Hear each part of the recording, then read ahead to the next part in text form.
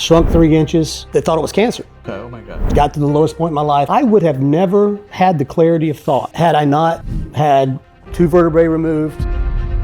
But those handcuffs can keep you committed, trapped, but we're both the prisoner and the jailer. True. We have the keys to escape. You got to keep moving one day, one step at a time. It's not easy. Welcome to the Spiritual Techie podcast, discovering what it means to be human in the age of AI. And through this podcast series, we intend to talk to people who are creators, founders, visionaries, technologists, healers, people who have gone through some amazing, remarkable personal transformation journeys, who've been there and then gave it all and then rediscovered themselves and now are onto their journeys, being of service to humanity. And I genuinely believe that the next set of human evolution is going to come from people who are leading with their heart and tapping into their natural gifts and talents to take humanity forward. And the technology layers that we are seeing today, especially AI, are going to be the enablers for these kind of people, these kind of souls, to bring their best to the world in meaningful ways. And that exactly is the driving force for our podcast series. And through this journey, I intend to talk to some amazing people and make an impact in the world in meaningful ways so that we can inspire the next set of, wannabe amazing humans to come and lead the world. So I'm starting off with an amazing friend of mine, an old colleague who's worked with me during my tenure at Apple. And he was one of the executives for Apple, and we've worked closely together for a few years. I've known him personally and seen what an amazing human being he is. And recently I got to know that not only has he been a human who's amazing personally, but he's also undergone something very transformative. And his journey is now taking him to some places different from where he started. And I'm very curious to see what he's up to, what kind of transformation he's undergone, and what insights he's had through that journey, and get to know him better as a human being, as a wonderful person, and seeing where it leads us. So here we go. Welcome to our podcast, Kurt. I'm so happy to have you here. This is Kurt Wheeler. Amazing human being and a great friend. So Kurt, welcome. And Thank you. To have you here. It's great to be here, Kamal. Thank you for the opportunity. Wanted to catch up and see you. It's been a bit. Same here. And then to just talk about the journey that we're all on and some of the similarities and where we see as opportunities, wind in our sails, maybe wind in our face, things that we may have to be aware of. How do we look around the corner and make good decisions for the future? So yeah, it's been an interesting ride. A little bit about me. I grew up on a dirt road in Auburn, Georgia, which is closest to Athens, but in between Athens and Atlanta, and very rural, very agricultural based community. And I have a lot of my heart is very grateful for having that as a foundation, because that spirit of hard work, get things done, think differently, that's just pervasive in that type of a family environment. I was part of a corporate relocation that brought me to the Austin area about 20 years ago. Okay. And I had no idea what type of a ride I was going to be in from there, but it has been incredible and it's still going. So I'm looking forward to giving you a bit of an update as to what that's been about, what I've learned, maybe some of the stories to share, and where we go from here. Sounds amazing. I mean, and I didn't know this part about you, that you started in very humble beginnings, if I may call so. Yeah. And even I've had very humble beginnings. I grew up in India, did my engineering graduation from Bombay, or now they call it Mumbai.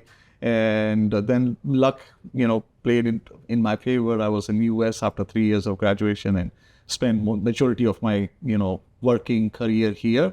But since I come from humble beginnings, I think there's something magical about that piece, that it keeps you humble, it keeps you grounded, it keeps you human with a heart, it makes you give back to the society and the world in meaningful ways at some point of your journey or the other. So how was it for you, and how has your childhood shaped up your thinking? You want to, dive a little bit Yeah, deeper into your that's a growing up great years? that's a great jumping off point to where we find ourselves today.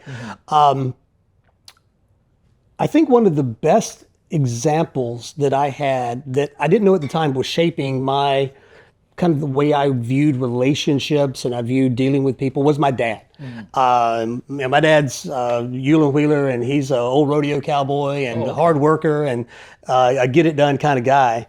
And the one thing that I always was amazed, two things, many things, but one thing that I was always amazed was the way he related to other people. I often will say, half jokingly, "Hey, I'm Kurt, I'm here to help." That's kind of my tagline. But I saw that with my dad. He would help people. He didn't always know, the technical approach, but he was strong and strong-willed, and he would show up, and that level of determination and willingness to help planted a seed in me that I've tried to emulate. And it's carried me through a lot of my career. So yeah, when you grow up in a rural environment, you just can't go to Amazon and order the part for the thing that just broke, but the work has to be done before the sun goes down or before you go to bed. You learn how to solve problems differently. And I spent most of my career as a lean practitioner, a study of lean thinking, better, faster, more customer focused, more efficient. Problem solving, close to Six Sigma, but a little bit more effective. Six Sigma is more of a scalpel. Lean is more of like a bulldozer or a scoop shovel. But I got a lot of that from my dad. He may not even know this, but I would watch the way he would approach having to solve a problem. And he didn't go to college. I mean, he picked up a lot of things. He was in the Army and saw parts of the world. But he found a way to develop a problem-solving way of thinking that I've always marveled at and tried to emulate. Now I've just got a few more tools, but when I'm relaying that or helping to facilitate that, I see my dad coming through in a lot of those ways that I try to respect people. I try to help them. I try to use the tools and not let the tools maybe use me, and that tends to come from a lot of the ways that I grew up with my dad and my mom and the rest of the family being very close and helping each other out. Amazing. And I, paid attention to, you said that your dad wasn't very highly educated. And, my observation is also that sometimes, people carry these wrong perceptions about education.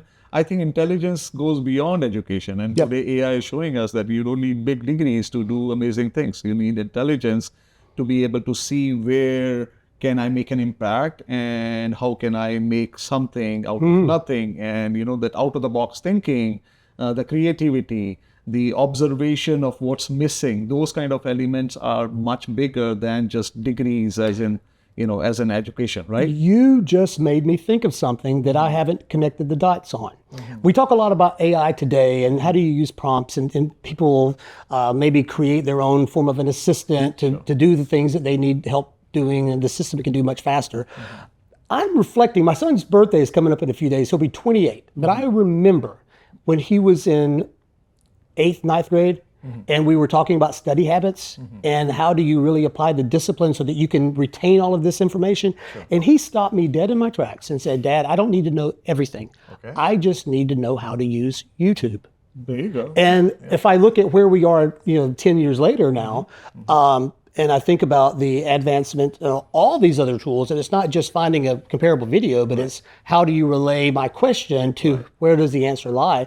We're certainly thinking differently about, how do we look at things like all the information in my head? How do we think to ask better questions? Yeah, absolutely. And, I think even the educational system moving forward is in for some rude awakening because, the world around us has shifted. People need to realize that today it's all about, asking the right questions. And to ask the right questions, first you need to be a good observant of what's happening around you. Agreed. And what are the areas that need improvement, what's wrong and what's right, and how do you fix the wrong and make it right, what kind of solutions you can build around those. And that goes beyond just, education as just acquiring degrees and stuff. Well, flashing back to our work together, Right. one of the biggest challenges that I think our organizations couldn't always come together on is asking that very fundamental question of what problem are we trying to solve? Right. So you can take that and extrapolate it into what you just unpacked. So if I'm thinking about harnessing or learning or whatever my end result is or end goal is, asking very clearly what problem am I trying to solve, understanding that, hand on your heart, truly with true fidelity, this is it. And then a little bit further is, how do I measure my success? So if you can have those two beginnings of the framework, there's so much information that can be applied toward answering that question or validating that you've got the right results. Wonderful. Yes, I think I'm fully aligned. Absolutely. We'll come to those questions again. I'm still a little more curious about, since your growing up years were in a small town, how did life take you from there? What dreams did you have? Every kid has a dream that, I want to be doing this and this and this, but then life takes you somewhere else. And then sometimes those dreams come and bite you saying, hey, you wanted to do this. What happened to that? So, Man, I've got a lot of them. Yeah, a lot of those sometimes dreams. You start off at X place, but you end up being at Y. There's two things. So being a kid of the I was born in the 70s, but I grew up in the 80s. And being in the BMX generation, or ride your bike to town kind of guy, going to the local video store, renting horror movies. I wanted to be a horror special effects guy. That was my thing. I wanted to be the next Tom Savini or Toby Hooper, or one of the guys that did the films that we were all seeing at the video store. That's always been in the back, and I've had some fun with film roles and some little acting parts, and being the guy with the crazy makeup on my face, and I was even Batman at one point, which is a whole nother story. But I had that as something that lit a passion inside of me. But I grew up in a very musical family. My mother played piano. Every one of my mother's brothers and sisters, all 11 of them, they played multiple instruments. There was music all around. My dad picked guitar. Me and my brother both took lessons. My formal training was brass. That's what I did. And along the way, and it's not because of my education, my marks being so strong, but maybe a little bit of gregariousness and my curiosity and my willingness to step outside of my comfort zone.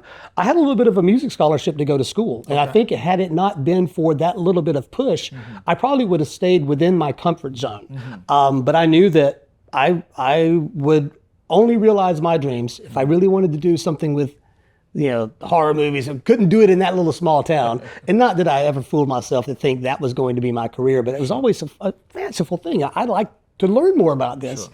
So where do you go to explore that? Well, I had to leave. I had to go away from home. Best decision that I ever made. That took me away to go to school. Sometimes knowing that home is 3 hours away is a very, very good thing. You become very independent.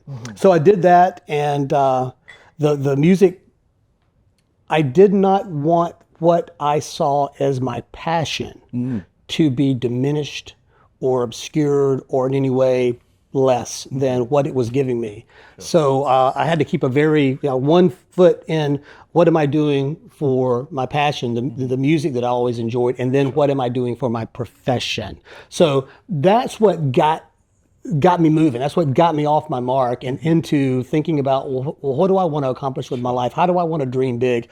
And then, I'm a product of cassette decks. And if I'm driving that 3 hours back and forth. I had a couple of really amazing instructors in college that we were listening to Zig Ziglar and motivational tapes and things like that. Yeah, so I would pop those tapes in sometimes on those long drives, and it just opened my eyes and ears and mind to, there's a big, big world out there. Sure. And I was very hungry to see where I fit. Yes. Well, what was in it for me. So I think that was the motivation of just not being just afraid enough to not make stupid decisions, right, but not having enough courage that I knew I had to get outside of my comfort zone. Interesting. Does that make sense? Yes, absolutely. And I was drawing parallels with my journey too. Even I've been a student of life for a long time, big into personal development and all those spaces. Used to love listening to all these amazing teachers, and my journey led me to meditation. I've been meditating since my 20s, and it has had such a remarkable effect in my overall personal growth, career, creativity, and all these things. They just come to you when you're focused on trying to understand who you are and what's your contribution here. So I think I've stayed a lot in that space, so I can relate with you that yes, they open up something inside you which is not easily accessible when you're just running and running and running. Right. So that's very interesting for me to know. So help me understand, how did you come to work for Apple? Because Apple is a great company, and I know you were, a good executive for Austin area for one of the groups that we were interacting with together. So what brought you there, and what was your journey there? What learnings did you have? I personally have loved working at Apple, and now that I've decided to move out and follow my heart more, Sure. pursuing some things which are more closer to me. But I've had great learnings and great lessons working there. So how was it for you? What brought you there, and how did it shape your You're life? not going to believe this, but it was the horror movies that put me in motion for that to happen. I was doing great in the Atlanta area. I was leading a part of our optimization and productivity office, and this was a lighting manufacturing organization at the time, and they put the offer out. They said, "Look, we love what you're doing here at the headquarters, but we want you to pick any one of our locations and go take what you've been doing here." I learned it backwards from my peers. Most folks who do some type of transformation and lean transformation do it in manufacturing, shop floor production.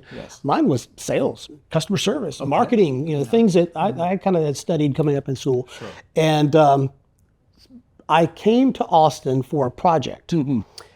Had no idea what South by Southwest was. And I got off the plane in the middle of that circus, and it just blew my mind. Like so many people who come to Austin for the first time, I fell in love with it within 8 hours. And I knew at some point I was going to find a way to move 1,000 miles across the country and call this my home. Long story, a little bit shorter. The things that I was doing in the Atlanta area, as part of my passion, getting into film, doing some fun stuff. Austin was hot. It was red hot. Robert Rodriguez was making a lot of movies here. There's crazy things happening. I thought that was going to be my ticket. I thought that was going to be it. Well, it wasn't my ticket. I had some fun, but no sooner than I got here, everything left Austin and moved to Atlanta. Oddly, now all the Marvel movies and things have been being made there for a while. So, but that brought me here, and I enjoyed working in manufacturing for a while. Dell found me, and I was doing specifically what I had been doing for the other organization, now internally at Dell. That was a great ride. I love the experience. I love the people at Dell. I was near my home in Round Rock. Dell went through their go private period, and things changed a little bit, and I found myself at Hewlett Packard. And along the way, getting involved in the community, I knew that Apple was growing, and I knew that they were here, and it was now one of these, wouldn't it be amazing at some point in the future if the road led me to Apple? Yes. As way leads to way, there was a chance encounter one night, and an introduction was made, and hey, did you know that there was this business process management, which is the evolution of lean transformation, now using tools like Oracle to help automate or systematize that way of thinking in those processes. And it was a long process. It was about 6 months of interviewing and having conversations. It was tough. So I didn't know if it was going to happen. But then when it did come together, it not only was it a great time to join the organization, but it was a great role that was pretty unique for what we were trying to accomplish. And it was not anything that you could say, hey, give me 15 resumes and we're going to have 15 people who can do this job. So I feel pretty honored and blessed that the stars aligned and it came together. As you're well aware, that project kind of came in and changed a million times, and budgets came and went and left, and people moved around, and anyway, so that's what got me there. And I think the passion of believing that we were doing things to help other people, and we were doing things with a sense of justice and morality, and a dedication to humanity, fulfilled and carried me through some really hard work. We did some tough stuff while we were there, and you'd say if it was easy, anybody could do it. Well, not a lot of people could do the work that we were doing there. Right. So, right. But that's what brought me there, and Absolutely. I'll come back to your Apple journey a little more. But before that, I would like to reflect on one thing that I heard you say, which was you said you landed in Austin airport and right away you knew this was the place. Yep. It's fascinating to me how sometimes these kind of moments really shape your destiny, because even I've had these kind of moments where I just acted on my hunches. It was Yep. just a very strong gut feel that said, this is it. And when I look back at my life, those were usually the most biggest turning points for me. Right. So my journey also, for example, I've lived, as I said right earlier, that I grew up in India. I did my engineering, graduated in 99, and in 2002, I found myself in the US, and I was on the East Coast working for Bose Corporation in Boston. So I spent 5 years there, then decided to go back to India for a couple of years. And that's where I think some dots really connected for me. And I was very clear that I need to I belong more here. And I chose to come back. And then we were in New York City for a couple of years and then moved down to California. Right. And while I was doing these transitions of being in Boston, going back to India, saying I'm never going to come back, and then coming back again, I was still trying to discover myself. Right. And it was only when I landed at Apple in California, from the first moment I knew this was my place, because I remember the guy, the headhunter friend of mine who got me the Apple gig. I remember on the very first weekend, he took me on a drive, and it was 280 or one of these roads, and we took a dive, and then the road comes up and there were hills all around. And I was like, whoa. I mean, I was in love So beautiful right out away. there, right. I immediately looked at it and I was like, dude, you have no idea what you've done to me, because this is home. And that feeling never went away. It's been 15 years for me being in California and all this while at Apple, and recently just decided to move out and do something different. And that home feeling never went away. Right. So it's moments like these where that just speak to you. And those are the real moments. And I think many times when people, especially in the technology world, we become so numbers driven, Right. that we sometimes forget this innate human ability. The intuition, right? Intuition. Right. It's the strongest, biggest gift that we have, and it's fascinating how some people like us feel that, but many people ignore this. They become so numbers bound, and I feel that's such a big mistake. Well, it didn't make sense. Right? When I first got here, I thought, wow, why would I even want to do this? Before the whole thing with Apple, that just was the continuation of the story. Right. But getting off the plane, just feeling something like the energy. Austin at that time felt a lot like Athens, Georgia, with the vibrancy of the school and the music and art and the food and all that stuff. I felt like I kind of aged out when I got to be around 25 or 26 in that part of the country. But in Austin, it didn't matter if you were 8 or 80, there was something for you to do, and it was vibrant and bustling. So it was that energy that attracted me. And energy, well, we talk a lot about how you read energy, or energy pulls you or feeds you, or sometimes pushes you. Yeah. But it was the energy that made me think I could do this. And it wasn't that next day someone was talking to me about moving, but that seed was planted. And I had a boss at the time who was Indian, Pakistani, and he joked. He said, "Kurt, one of these days you're going to be leading that facility in Austin." You're crazy. What are you talking about? Well, it was about 6 months later that I was asked to come and consider a move. Wow. But because I had been here, I had felt that way. The opportunity presented itself. I was prepared to say yes. Same thing with Apple and some of the other decisions that have come after that. Is I had prepared myself. I had experience. I felt the energy, and that yes becomes very clear. Yes. Again, a golden nugget from you, that you were prepared to tap into that opportunity. Sometimes opportunities show up, but we are not ready for that. Right. And then we miss something great. But yeah, sometimes we are so ready that when the opportunity shows up, it's a huge yes. Or you try to force it, and what's created or what's yielded is not what you're supposed to be doing. It's what you forced to happen. Then you feel misaligned. Then the stresses come up, and anxieties show up. Yes, I mean this is again been something that I will talk more in the future podcasts and stuff. That often people think that this environment is very stressful or so and so. But my own journey has shown me that I think stresses are more internal than external. Sometimes it's just a misalignment.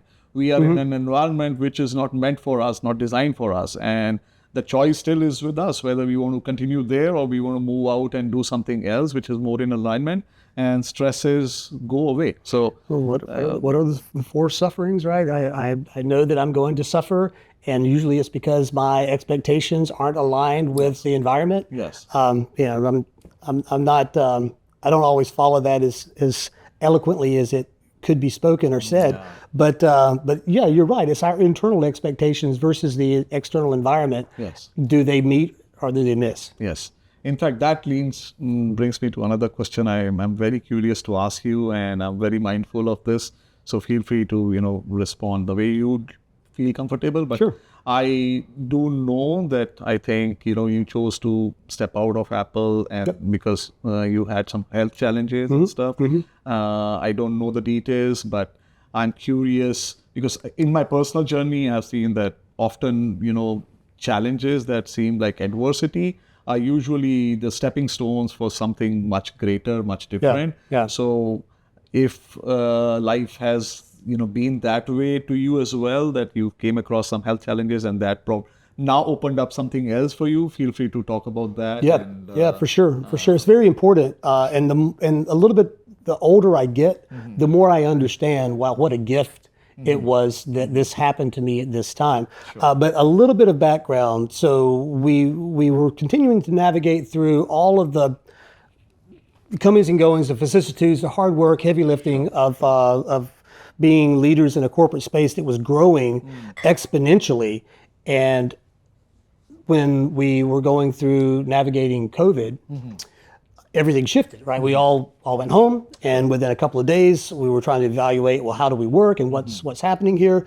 When the history books are written and the Apple piece is finished, I believe one of the greatest stories that will come out of that is the way Apple handled COVID, specifically with retail store employees. So we were working in the contact center, so everybody was at home, kids were at home, remote learning, remote working. Everybody needed either a new Mac, a new iMac, a new iPad. They needed tools to do their work or their educational pursuits, whatever. And the phones were ringing off the hook. Meanwhile, all of our stores are closed.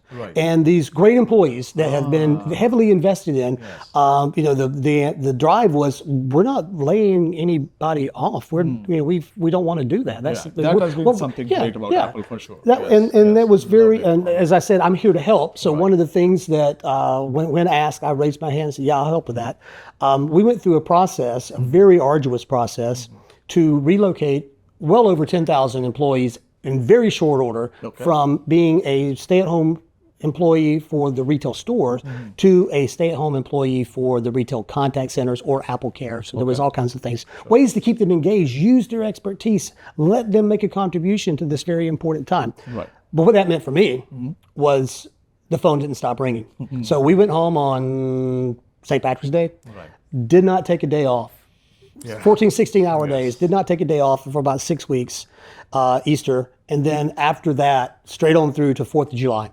And again, it was these waves of, we got to do this, and we got to show up, and we got to help these folks, and we got to help the company, and it takes a toll when, there's nonstop. So I started feeling like I had some lower back issues, thought I was sitting too long, not doing the things that I should have done to keep my mobility up.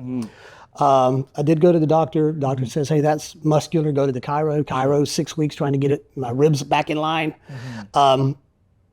Wasn't helping. And again, growing up on a farm, I knew what lifting incorrectly felt like. I knew what being involved in CrossFit and strongman and lifting heavy things. I knew what that felt like. I knew it was also supposed to go away.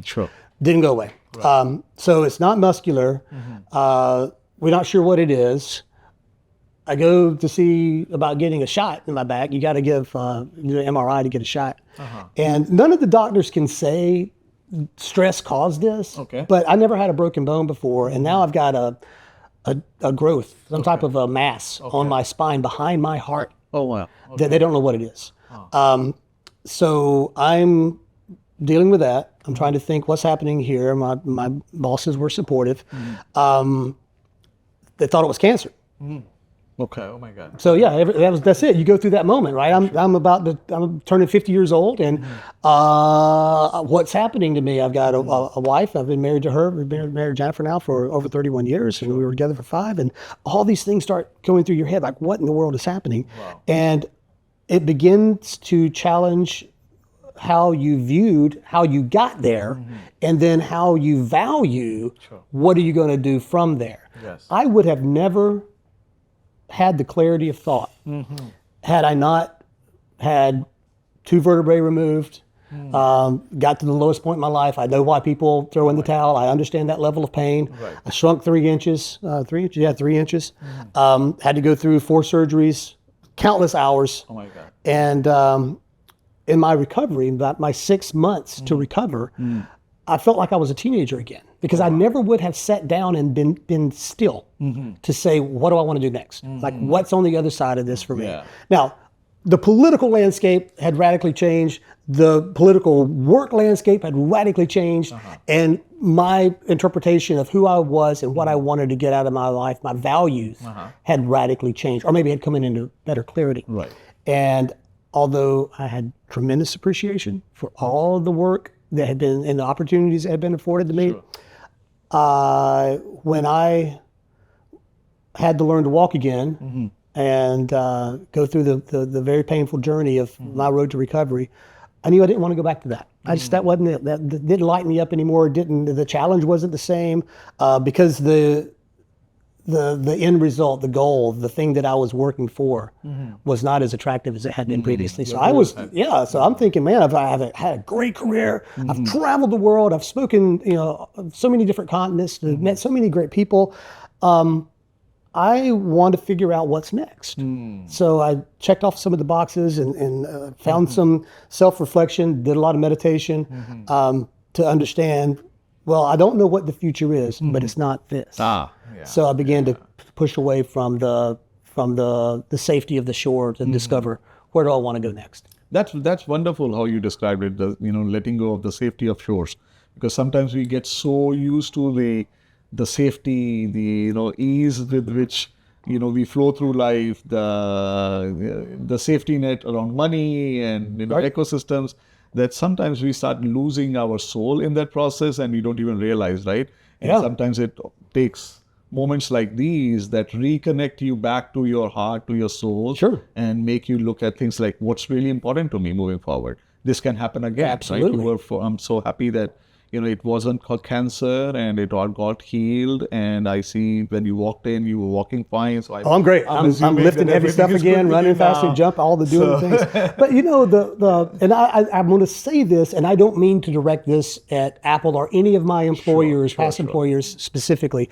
But years ago, when I first started my career, I was in an organization that it was multi-level marketing, right? And the whole thing with multi-level is you want to go recruit people to come help you build your team to go do that stuff.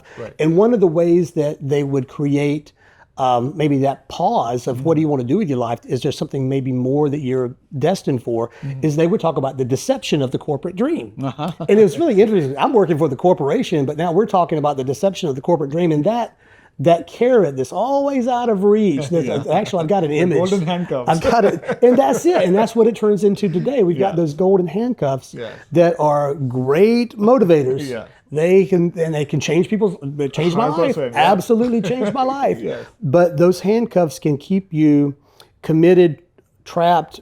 I don't know what the right descriptor is. Sometimes it's a comfortable arrangement. But we're both the prisoner and the jailer. We have the keys to escape. So it's a tough decision to walk away from something like that. No, I think that's very relatable with me as well, because as I was contemplating, I since I've been meditating for a long time, I think it's very I start getting clarity around my next steps very early. So for the past few years, I would say my heart was very clear, saying, hey, move on, do something more in alignment with your soul's calling. Your journey is taking you somewhere else. But these golden handcuffs, I was making so much good money with Apple, amazing work, surrounded by great colleagues, and both on the tech side, business side. how do you leave all of that away? Right. And I still have my younger daughter who's in school. The elder daughter just made it to college. So when I finally decided that, okay, it's time for me to move on and follow my heart and do something different, all my colleagues, my friends, my family, everybody was scared. They were like, what the Right, heck? I mean, right. who does that? I'm like, I am going to do it because I think one thing is very clear to me, that this is not where I want to retire for the next 15, 20 Right. years and just, I want to do something else. I don't have all the answers. I have some breadcrumbs, and I know how the world is around me is shaping with, itself differently with AI and Sure, stuff. So I'm sure. going to take a leap of faith and trust that my heart will take me somewhere meaningful, the way it led me to Apple. Sure. Even my journey into Apple was, not clearly defined. It just led me there. And so from here on, it's going to be similar. So sometimes we underestimate our, heart's callings, and it's very easy to be stuck in a certain space unless something like Yeah, yours Kamal, you're absolutely shifts. right. Especially, I think for people like us Yeah. who had to maybe work a little bit harder, had to Right. hustle a little bit Yes. faster to get to a point where you can achieve or maybe feel some of that. Right. That scarcity mindset can Makes it even more difficult. Can really mess with you, right? 100%. Because you think, now I've got something and I don't want to let it How go. do yeah. What if I lose everything that I've worked my heart, worked my whole life for? What if this is gone? So right? scarcity mindset over here, and then toxic productivity over here, and there's no happy medium, right? There's no happy medium in between because you're always going to overdo it. Yes. But my wife and I had a lot of conversations about that, and you bet, of after you see the impact of stress, what it can do. They won't say stress caused this, but we all know how stress plays on your body. It's the new silent killer. But yeah. And my perspective on stress is that stress is majorly a misalignment with who you are and what are you trying to do. Exactly. It's not the corporate which is responsible. It's not the others who are responsible. Square peg, round hole, or something your like that. boss, Yep. or your this or that. None of that matters. Yeah. It's really a misalignment between who you really are on the inside and where are you stuck. And it takes courage to kind of, first it requires clarity of understanding who am I, what matters to me, what are my values, what are my, things important to me. First clarity. And then once you have the clarity, then it requires courage to step up and say, okay, it's time to go do something else. And this doesn't come easy, of course. But the downside is if you don't do it, then you're going to be stressed, you're going to be anxious, you're going to be not happy. And then the question is it worth it? Yeah. Because if you persist with that kind of a space, then sooner or later something or the other is going to go wrong with your health, and that's going to have a cascading effect on so many other areas. Yeah. So I'm happy that you made that decision, and your challenge of life basically was the golden ticket, if I would say, to get you into clarity and give you some courage to move on and do something else. So how did that decision come about, and what have you been doing from there on? If you could go a little deeper into that, what kind of projects are you, taking up? Okay. Contributions, your vision for future. I think you just said it. There's never, at least for me, I don't think there's an easy, concise answer to how did you reach that decision. It's the compounded effect of, what did Einstein, the definition of insanity is doing the same thing over and over again and expecting different results. When you realize that maybe you're stuck in one of those traps, you're expecting something to change and it's just not going to change, or either you're ultimately not in control of how the work environment is going to, nurture or continue to whatever. Things change all the time. Right. But you, like I said before, you're both the jailer and the prisoner. So you've got the key to make that change. So what I began looking at was we talked a little bit about strengths and how do you identify your strengths. I've been a big believer in wherever you call it, whatever the work style profile tool is that you align with. That asking questions like that about yourself is one step closer to clarity of your purpose. Sure. And I've always looked at the joy that can come when you remove a barrier from someone's workday, Yes. or you've helped to solve a problem that has seemed to be impossible for an organization that's been holding it back for a long time. So what I've begun doing is looking for moments like that with smaller teams. I mean, the corporate guys have plenty of resources. They can go get Deloitte and all of the Bain Capital, all those folks. There's plenty of people banging at the door to help them. That's not me. I want to go help the hungry smaller team that is either evolving into a new way of working. They know that they're growing, they're shifting, and they need a little bit of help, or they're emerging into a new space, and that could be because there's compliance requirements or any number of things. But they're finding themselves in a moment of change that requires people, process, and the technology to come together, and that's kind of what I love doing. Because ultimately, like I said, I'm here to help, but I love maintaining a people-centric approach. Right.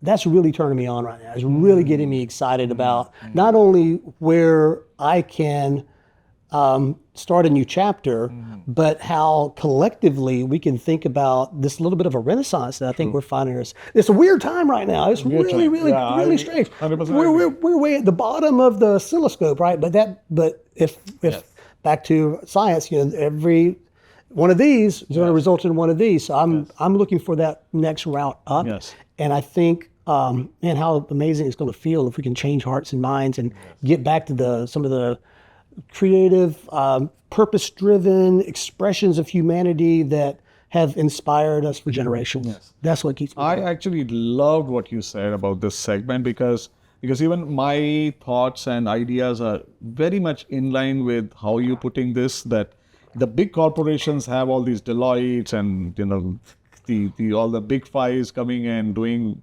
anything and everything for them. But the smaller guys, the smaller businesses don't. I mean, they are the ones who probably need these kind of radical idea, out of the box thinking, knowledge of technologies and the measurements and everything the most. I mean, there's so much we can do to help these small businesses in meaningful ways than what we currently do. Sure. And anybody who can step up to be that person, I think you cannot go wrong too much. And in the space there's a of- demand, there's a Yes. need, and Yes. you can genuinely be somebody who's not only adding value, but somebody who who can be loved by these people because they're going to be so grateful rather than just think.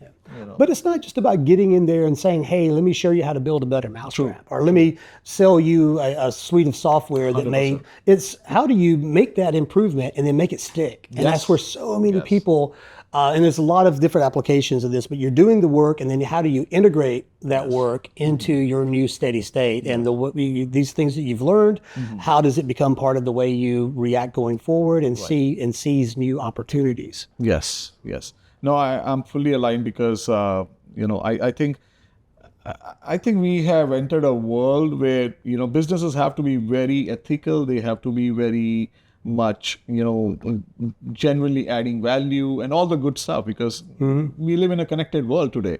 I mean, if your business is not adding value and you're not a good business, sooner or later your Yelp ratings, your other ratings are going to catch up with you. Sure. So you have to be somebody who's consistently adding value and giving more than what you receive. So yeah, those kind of principles. And the generations that are coming behind us, they get a lot of shade, and they get thrown a lot of static about, well, they don't want to work. They are watching. They are watching us to see what are you leaving us? What examples? And in many cases, just like us, I have learned more about management and leadership from bad examples than maybe I have from good examples. So I'm really excited about the signs of vitality and strength and the courage and moral compass and values that I'm seeing coming behind us. I think we're going to be in good hands. So I want to help out in that area as well. As best we can, how do we create spaces so that those small businesses or small teams or small opportunities turn into the big ones of the future? Very, very wonderful. Very well said. So since you talked about the future, what do you see in the future? I mean, you mentioned about the kids as well. I am personally very much, concerned as well as very much optimistic about the future generations, meaning with AI, things are shifting for sure, big time. Every day. Right? So that kind of makes me a bit scared as well that, what are these kids going to do where are going to be jobs? So many jobs are going to either undergo transition or disappear or new ones appear. So I've been spending a lot of my time thinking and rethinking and understanding how does this shape up. And I think I have some insights, which are probably, is a separate topic. I'll Sure. go into those details in one of my podcasts down the line. But for sure, there are opportunities and there are risks. So how do you see the future unfold? What would be your recommendations or suggestions to the next generation of kids who are just graduating or just going into colleges? What should they watch out for? How do they build their careers in a world where nothing is sure? And that's a 4 or 5 hour answer to that I know. question, but I can give you some takeaways. Yeah. When I began working for a larger organization, not for my dad, not at the grocery store, not at the hardware store. Sure.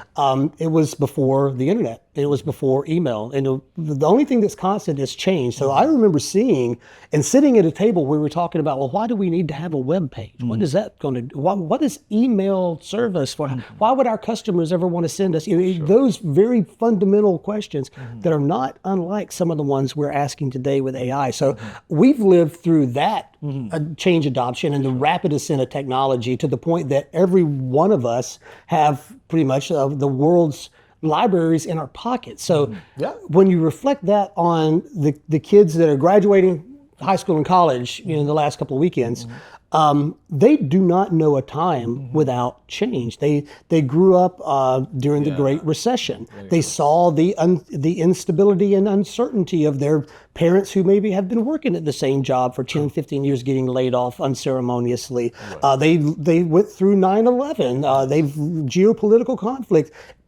Everything that they have experienced has been on shifting sand. So these kids, many of them, not all, I'm not making a sweeping generalization, they're resilient. Right. And that's where my hope is that these kids have seen, lived, changed, and navigated through it. They call bullshit. They smell it coming. So they're going to value authenticity and they're going to hold us accountable for that. And, they're not always going to we didn't always make the right decisions, but exactly. I do have a high sense of confidence and optimism that because of those challenges that they have gone through and lived and experienced and seen firsthand, that they are going to be good stewards of where we go into the future. How do we get there? Man, if I had that, I'd be selling books, selling solutions. Maybe that's my next speaking topic. I don't know. But I think that resilience, adaptability, truthfulness, being able to realize that we are all in this together, and the shared humanity is important. Very well. And a focus on our environment as well. So at the end of the day, when the last tree's cut down, we know we can't eat can't eat money. True. So I think we're in stark contrast with some of the past accepted truths. Sure. And now we're maybe reshaping and rethinking this. And I think we're going to be okay. I think these kids are going to be all right. Yeah, even I feel so. I think one of my questions for you towards the end would have been about if we were to give any, advice or, some, nuggets of wisdom to the future generations, the kids who are just making it to colleges or just graduating, what would those be? I think you already answered some of those. I think resilience should be right at the top. You have to be resilient in a very dynamically changing environment. Then you mentioned truthfulness, you mentioned environment consciousness, which I believe is very important for, at least for these generations. We were lucky ones. We probably got away with many of the things that we've done wrong, but the next generation will have to be more. And inclusivity, whether we like it or not, we are a world family now. There are, yes, the countries and the states and those boundaries still exist, but for all practical purposes of doing business, it's a global economy. And you have to learn to respect everybody and, And it may be necessary to reinvent yourself multiple times. Whereas, I remember a stat from a few years ago that the average person stays on the average job 7 years and in the average home 5 years. Right. And if you went back 10 or 15 years prior, it would have been, you stay on the job for 10 years and maybe in your home for 15, 20 years, if you ever move. So I think that adaptability to change and willingness to kind of go back and think and pivot a little bit, that nimbleness could be a strong suit. We're going to need steady state in some areas, of course, but I think if we can use the past as an indicator for the future, the speed of change is only going to increase. That's for sure. So the more kids with all this information and all these resources available to us, and the mobility to move around the country, right, for the most part, or around the world, I think that's going to unlock some brand new opportunities that we couldn't have even thought of. 100%. 100%. I think this has been a great conversation. My final question to you would be around how do you see the future shaping up? With so much changing, I think we've already touched upon some of those things that the pace of change is so rapid that people do need a lot of resilience and the ability to adapt faster, quicker, and how easily that is doable or not, only time will tell. But these are some of the trends I'm seeing. Anything else? There are two. I'm an optimist. I mean, I don't think I can live either other. I get down like everybody does from time to time, but give me one beautiful sunrise or one painting or expression of art or our favorite song, and it can shake that way of thinking. But same here. Even I can give me I've seen so many ups and downs in my life, and even in the worst moments when everything seems to be like over, people like us always see the silver lining somewhere, and then we start chasing, and then we make it happen. So optimism, whether it's the greatest gift you can have. So for sure, I see that in you. Well, thank you. So I do think the power of positive thinking is something that can, without being too simplistic or without being putting your head in the sand, the power of positive thinking can inspire us to do things that we never thought we could. Right? The influence of art and creative expressions can lift us to new ways of thinking, or unlock or change the way we view the confines of our daily existence. And then you just got to keep moving. That's from my health journey. That's the one big thing. You just got to keep moving. You got to keep moving one day, one step at a time. It's not easy. If it was easy, anybody could do it. Everybody would be super successful. But it's just constantly having an opportunity to check in. Are you okay? What do you want to do? Try to identify it as best you can, or the next best thing, and then go get excited about it. And go give it a try. Don't be afraid to try. Amazing. Well, Kurt, it's been so amazing talking to you. And just as a quick recap, my podcast is called as the Spiritual Techie, and the reason for that is the reason I chose such a unique name is because at least all my adulthood has gone equally into being a technologist and being a meditator, a deep spiritualist. So it's a coming together of the two different worlds for me. However, with the advent of AI and the transition, the confusions that AI is going to create, I think there's a lot that I can offer in the coming years.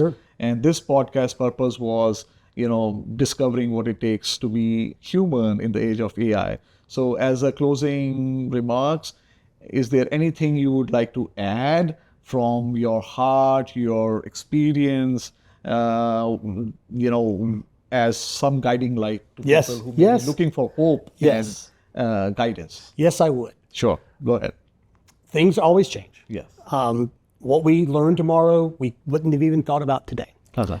But one thing that we can find peace, solace, understanding, and hope in is we're all in this together.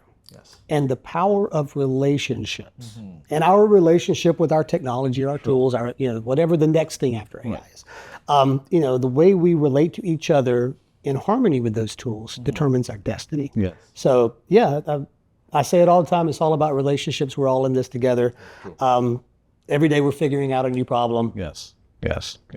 And I'd like to add to that especially the corporate world, over the years, I've seen people getting so competitive that they sometimes rub people on the wrong side. Don't do that. Build relationships. I just quit Apple last week, and I was making a visit to Austin, and here I am sitting with Kurt in Austin, having this amazing conversation.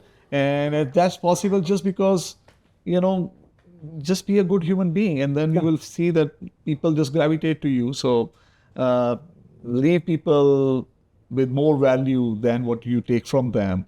Leave them, with good impressions. Don't burn bridges. Even when you're quitting, leave it on good terms so that people know you, respect you, and recall you as a good human being, because that will go a long, long way. So thank you so much, Kurt, for Thank you, coming here. Absolutely. And spending this hour or whatever time we spent talking about these topics. It's been such a pleasure. It's my absolute pleasure. Thank you for having me out. Thank you so much, brother.